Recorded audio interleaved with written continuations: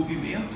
O que é mais importante, na nossa opinião, né, e creio que também a de vocês, é uma casa de bombas. Por isso nós temos muitos assuntos a tratar, mas eu vou focar especialmente aqui em curva de bomba, e gostaria que vocês, tendo alguma dúvida, alguma pergunta, por favor façam, para que nós possamos trocar essas informações e esclarecer melhor aquele que não perguntou. Bom, tem vizinho?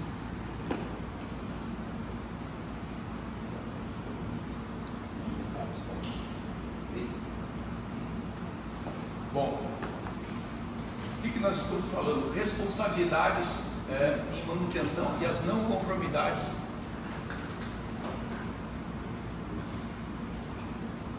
Legal. E na área de casa de bombas, sobe um pouquinho, Diego, por favor. Nós temos normalmente as normas internacionais, que são NFPA, que é a nossa Bíblia, né? Que nós seguimos, e temos também as normas nacionais referentes ao decreto do Estado de São Paulo. E como nós atendemos praticamente o Brasil todo, eu gostaria novamente de falar em relação ao Corpo de Bombeiros do Estado de São Paulo, porque os demais estados, eles seguem rigorosamente, ou pelo menos boa parte do texto relacionada ao decreto de São Paulo, que é um decreto mais completo possível, tá? Então aqui nós temos, eu estou mexendo aqui, né? Eu só quero o teste do que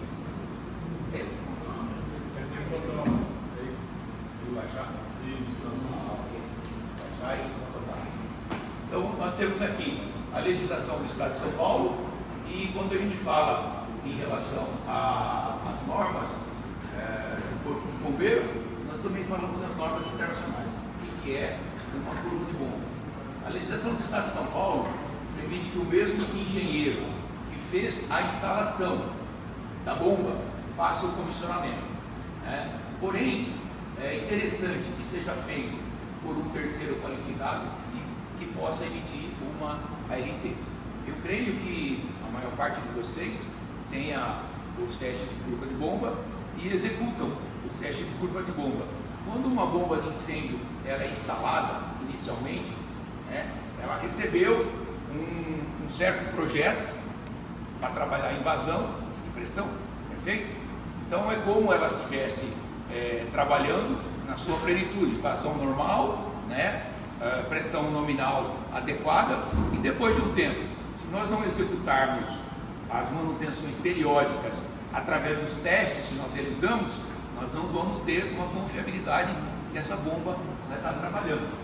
Eu tenho em seguida um PowerPoint que eu vou apresentar, e cada apresentação, cada slide que for sendo colocado, eu gostaria que vocês fizessem alguma intervenção, alguma objeção, para a gente poder esclarecer melhor o que está sendo mostrado.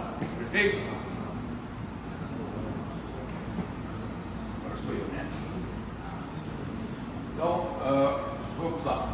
A experiência comprova que, em caso de incêndio, a impossibilidade de utilizar os equipamentos, instalações de combate a incêndio para proteção de segurança ocorre com uma frequência maior do que a gente espera. Boa parte das emergências que nós já tivemos emergência em 95, um incêndio aqui em Paulínia, na Reclame, né? Tivemos ultimamente um incêndio de grandes proporções, que foi o incêndio de Alemoa, né? E obviamente o sistema de combate a incêndio inicialmente é que dá conta do recado.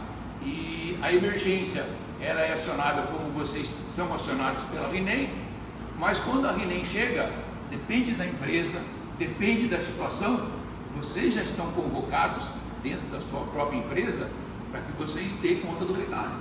Vocês não podem necessariamente contar sempre com o Corpo de Bombeiro.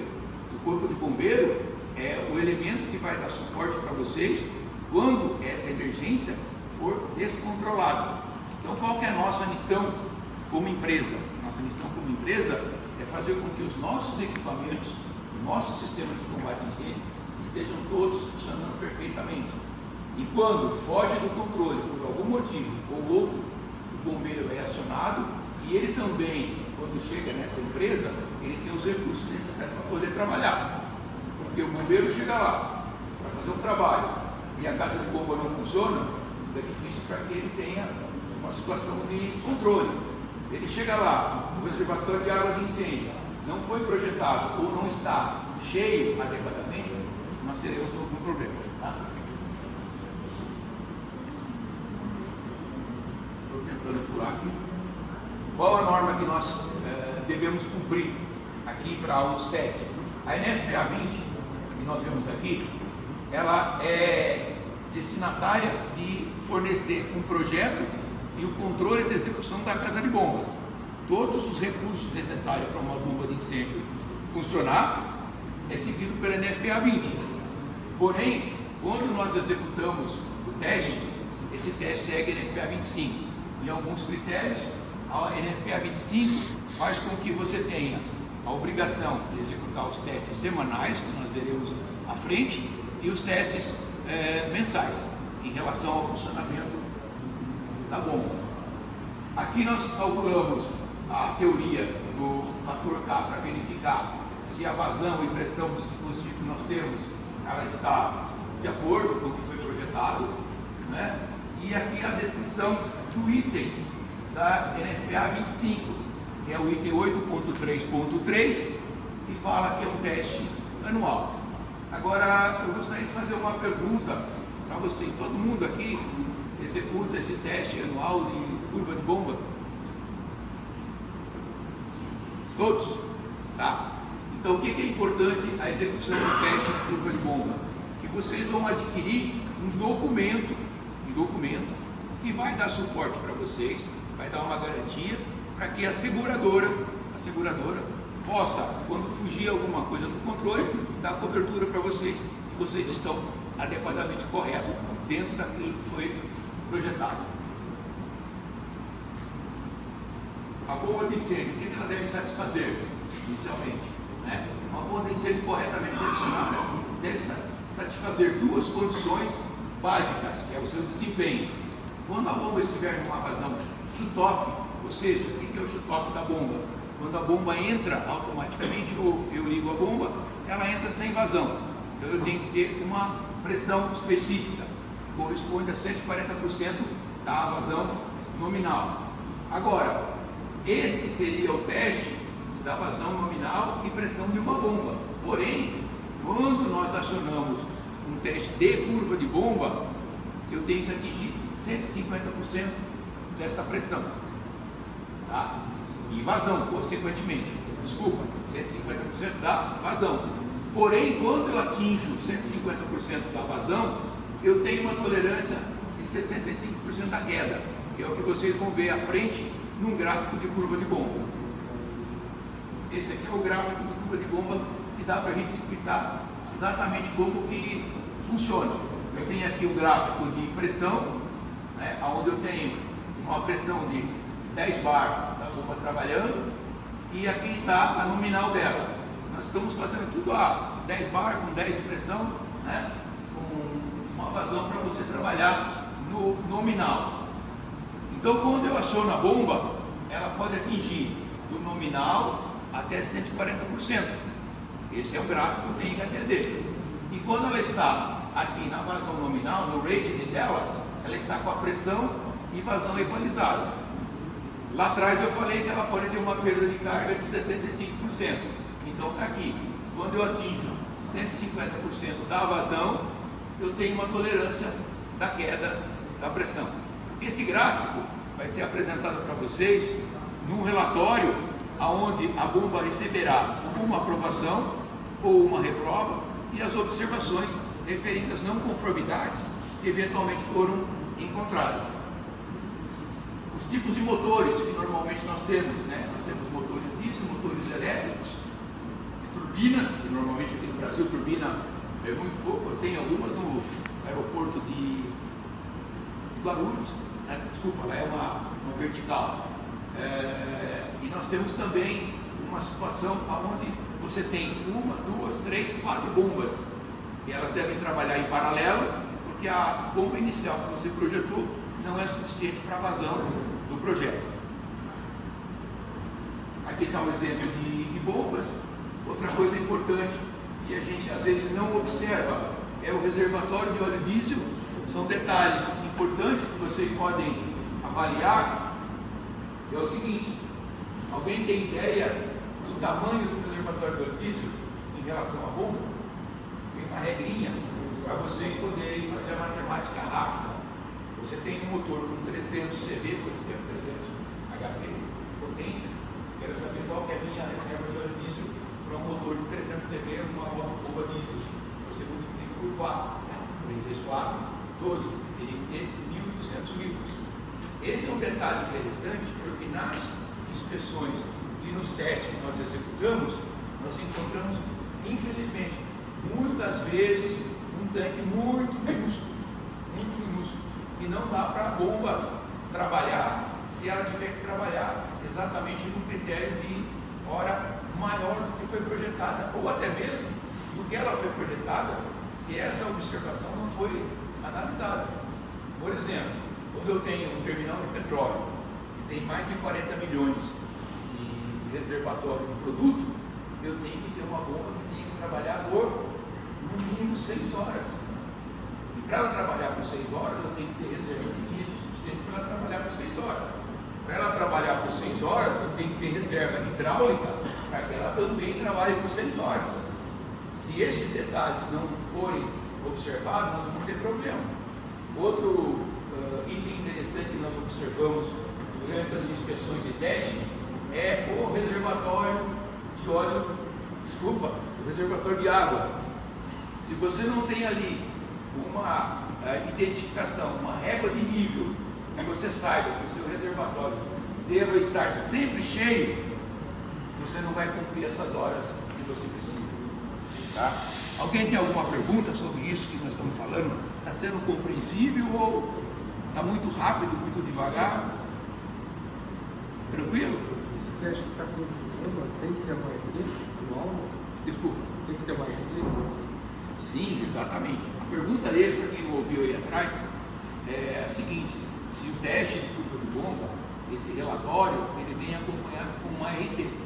Sem dúvida que vem acompanhado com uma RT, para que você tenha na sua retaguarda a condição de estar com uma seguradora te dando cobertura e até mesmo pelo corpo de bombeiro. Porque numa emergência que tenha fugido ao controle, todo mundo vai fazer um levantamento técnico, vai fazer uma inspeção, uma auditoria para verificar o que aconteceu. E quem que vai dizer se aquele seu sistema está funcionando? Simplesmente você vai dar um laudo: olha, a minha casa de bomba, a minha curva de bomba está de acordo. Pode ocorrer problema? Pode, evidentemente. Mas se você tem esses cuidados de testes semanais e você tem o cuidado de fazer uma curva de bomba anual, você não tem esse problema. Respondido? Aqui tem outro detalhe também: nunca utilizar disjuntores térmicos para motores elétricos. Então, quando eu tenho uma casa de bomba com um motor elétrico, obrigatório, se eu tenho duas bombas, eu estou falando aqui mais voltado para terminais de petróleo, tá? Depende da classificação de risco, nós temos empresas que só tem uma bomba de incêndio, tá? Mas quando é indústria comum, uma só. Indústria comum. Quando a gente parte para a área petroquímica, para a área de distribuição de petróleo, para a área de produção, são duas bombas, no mínimo, com a capacidade de atender a demanda hidráulica. Às vezes 3, 4, por exemplo. No pool de Paulínia, que atende aqui o terminal, são 3 bombas. Uma bomba reserva e 2 bombas que trabalham em paralelo. Então, esse é o fato. Agora, são 3 motobombas diesel, esse exemplo que eu estou citando. Agora, se eu tenho ali, não mudei?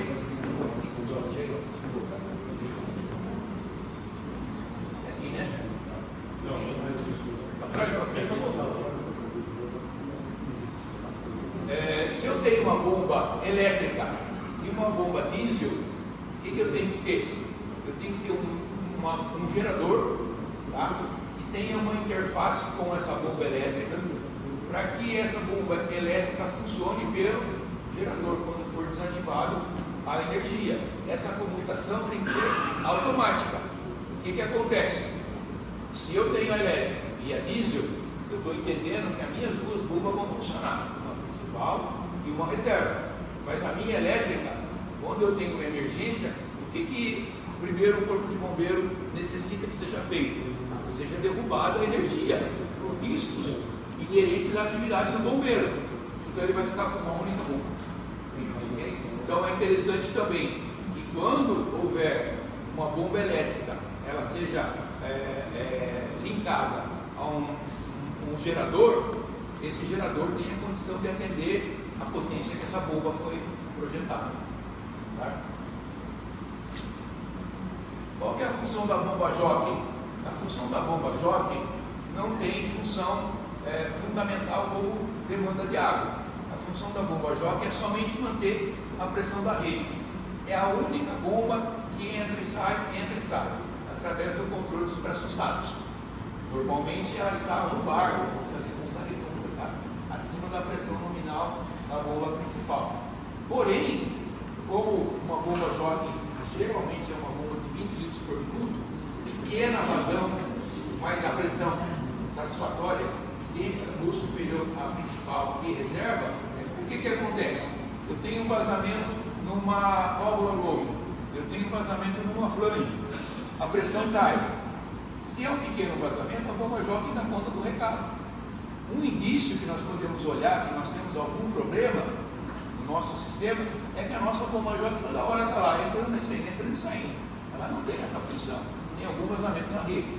Porém, se a pressão continua caindo, através do setup do pressusstato, entra a primeira bomba. Tá? Essa primeira bomba tem a reserva, mas ela já foi projetada para que dê conta da minha demanda hidráulica. Por um outro motivo qualquer, a minha bomba principal não entrou, a queda de pressão continua, aí entra a minha bomba reserva. Tá? Então nós vamos ver um pouquinho mais para frente o porquê que eu preciso desse sistema. Outro detalhe interessante é aqui o sistema automático. Toda casa de bomba precisa que elas estejam no sistema automático. Por que ela tem que estar no sistema automático? Numa emergência, eu não vou poder ninguém ir até a casa de bomba para ligar a bomba. Posso até mandar, mas a partir do momento que eu abro um ponto hidrante, eu tenho nesse montanhão, um sistema de sprinkler, um sistema de resfriamento, câmara de espuma, enfim, qualquer sistema de campo que eu tenho que acionar, com a queda de pressão, a jockey não dá conta e entra a minha bomba principal, tá? Seguindo da bomba reserva. Então, sempre no automático. O desligamento da bomba. A bomba principal, ela não desliga. Por norma, ela não desliga e não deve desligar. O que ela entende? Entende que alguém está usando o hidrante, está usando o sistema de emergência e que ela está demandando água. Agora imagina só, alguém está lá numa ponta de hidrante trabalhando, a bomba entra no automático e o cara está lá no meio do incêndio e a bomba desliga automaticamente. Quando a pressão estabilizou, ela desliga. E o cara fica lá com a mangueira sem ter condição de trabalhar. E outro detalhe importante, se a bomba entrar ou uma das bombas estiverem operando, é interessante que alguém vá até a casa de bombas e verifique o que aconteceu, para poder desligar manualmente. Ou seja, toda bomba somente vai ser desligada manualmente. Tá? Aqui vem alguns detalhes. Esse PowerPoint e outras informações que a gente tem lá, o Jean depois pode repassar para vocês, claro, no pendrive, alguma coisa. As condições que a casa de bomba tem que ser instalada. Nós, às vezes, já reparamos com casa de bomba numa situação não muito agradável, vamos dizer assim, não muito distante da área de risco. Então, esse é um detalhe que tem que ser observado. Desceu sobre o Diego. Aqui, desceu para correr. Estou atrapalhando aqui, esse botão aqui, para perto. Ó, então vamos lá.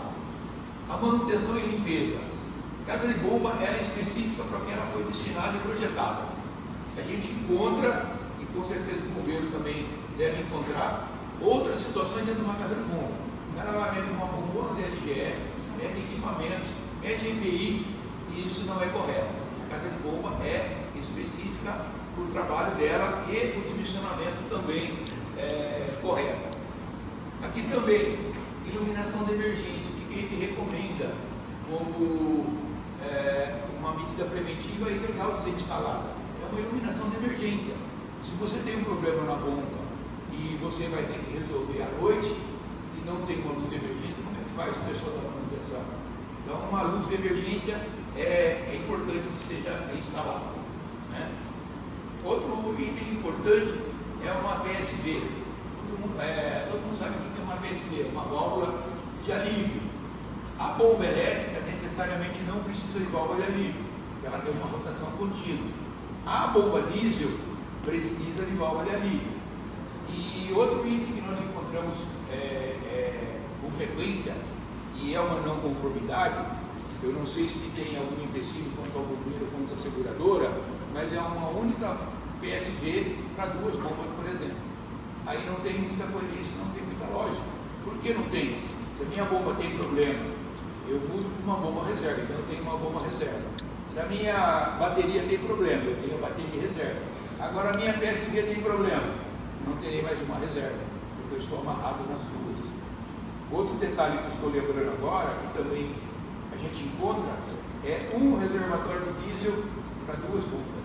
Também é fora de norma, não é permitido. É um reservatório para cada bomba. Aqui, ó, eu acabei de falar, né?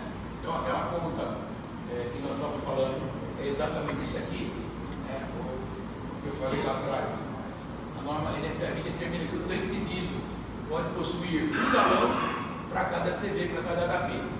É aquela continha que eu falei para vocês. Identifica o HP e você tem lá a quantidade de combustível que você tem que ter na bomba de incêndio.